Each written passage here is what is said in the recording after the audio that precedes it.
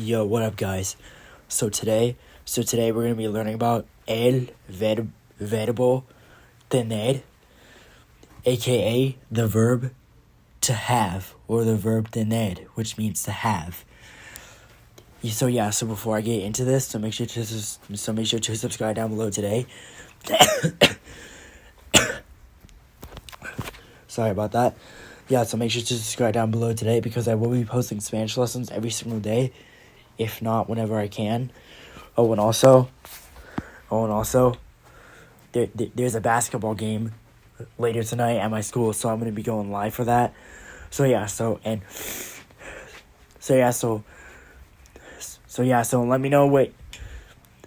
me know how was the stream, because last stream the audio cut off and there was no volume for the entire stream. So I'm gonna try this again. I'm gonna try to go live the entire game. I'm gonna try to go live the entire game, but I'm not too sure yet. I might just go live. I might just go live for some of the game. I don't know yet. But if there's any problems with the stream, just let me know in the chat and I'll try to fix it. If not, then it's probably unfixable. So just ignore it. So this is gonna be about the verb tener, aka to have. So I'd say, without further ado, let's go. Alright, so the verb tener, aka to have. Oh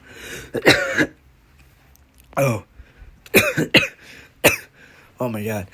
Anyway, before I get into it, I just gotta say, now this is like only an introduction to the verb tener.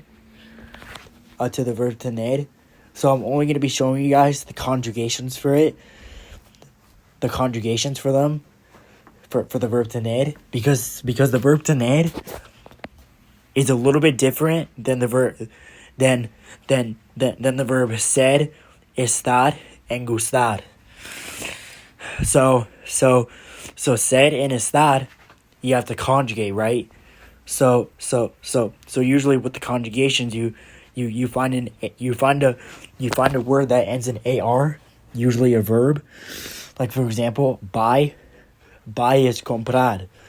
So you take away the ending, right? Then you find out who's doing the action. So I buy, right? That would be yo. And the ending for yo is o.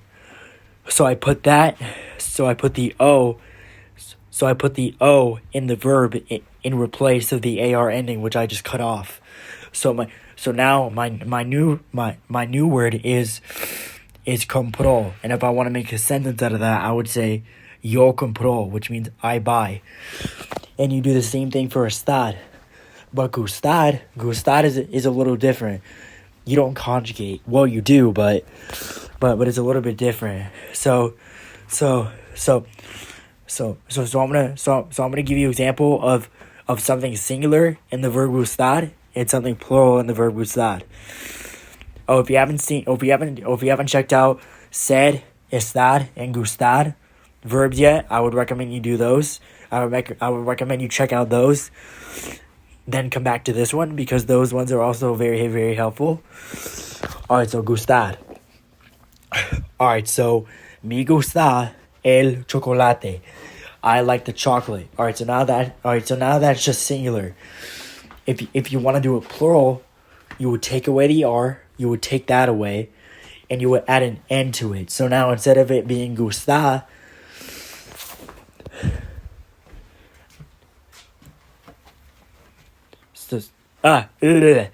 damn it, I messed up.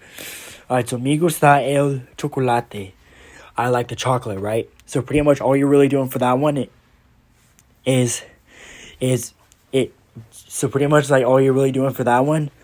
by making it plural is like you're adding an n to it. So instead of gusta, it'll be gustan. So me gustan los chocolates. I like the chocolates. So those are the three examples of the three verbs that I recently covered. Once again, if you haven't checked them out yet, I would recommend doing so before you watch this one. Alright, back to the verb tener, aka to have. Now the verb tener is not an AR verb. It's an ER verb. Excuse me. And this verb, how we call it, sorry, I just got some phlegm in my throat. Alright, so how we call this verb is a yogo verb. So you're probably confused on that. Like, Charlie, what do you mean, a yogo verb? What the hell is that? So I'm gonna teach you. Alright, so this verb does have conjugations. But before I tell you guys them, I'm gonna give you an example of why we call the verb tener a yogo verb. Alright, so the word I have in Spanish, I have is yo tengo. Yo, Y-O, tengo. So tengo ends in G-O, go. And the first part of it is Y-O, yo. So that's why we call it a yo go verb. Yo go. So that's why we call it a yoga verb. So now there are conjugations for this verb, which I'm going to read off to you.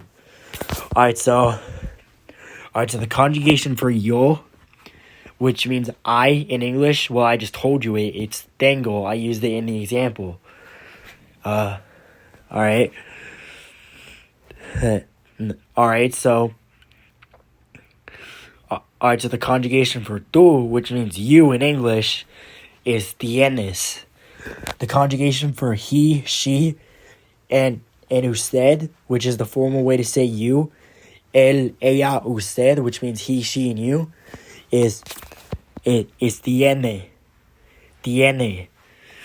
The conjugation for we, the conjugation for nosotros, which means we in English, is tenemos. Tenemos. The conjugation for ustedes, which means you all in English, is tienen. Tienen. And the conjugation for ellos and ellas, which means they in English, it is also tienen. So that's pretty much all. That's pretty much all you really have to learn about it. That's pretty much all you really have to learn about for.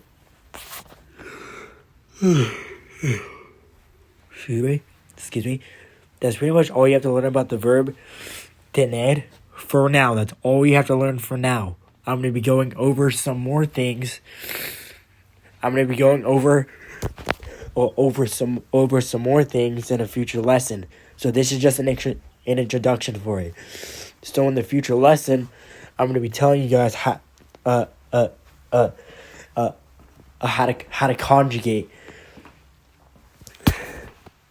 conjugate the verb and everything, and how to split the stem and everything.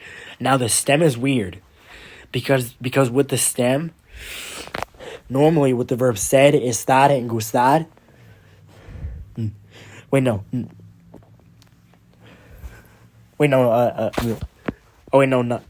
gustar. Normally with the verb ser and estar, the stem stays the same. And for gustar, all we're really doing to make it plural is adding an N to the verb gustar. But the verb tener, which means to have, the stem does not stay the same. It changes. So I'm not going to be going over that today. I'm just telling you guys that just to get prepared for a future lesson. Where I'm going to be going more in depth on the verb tener. So don't jump the gun just yet. Alright guys. Well, so I will see you guys at the basketball game. Peace out.